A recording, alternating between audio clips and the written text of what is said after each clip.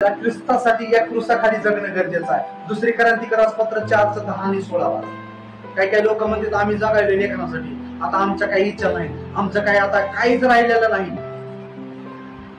आम्ही येशूसोबत सर्वदा शरीरात वागवितो, अशा हेतूने की येशूचे जीवन आमच्या शरीरात प्रगट व्हावे। हालेलुया। पाऊल काय म्हणत आहे लक्ष देऊन ऐका। तुम्ही आतापर्यंत स्वतःसाठी जगत असतात, तुम्ही आतापर्यंत कुणी म्हणते मी नवऱ्यासाठी जगायले, नवरा म्हणते मी बायकोसाठी जगायलोय। हालेलुया। पण त्याच्यामध्ये जीवन आहे का?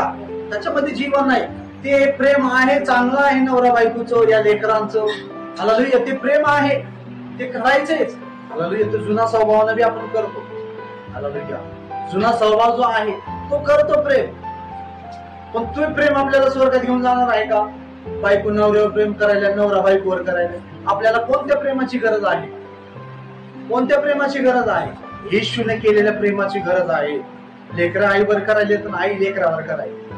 हालेलुया। कसे कधी कधी मुलं एवढं काही काही लोक म्हणतात माझ्या लेकरानं आमचं नाव मोठं केलं, म्हणतात का नाही?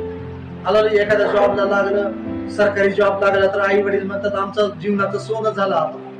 हालेलुया। कधी कधी खुश होतं, चांगली गोष्ट आहे, नाव रोशन। पण जीवन आहे का?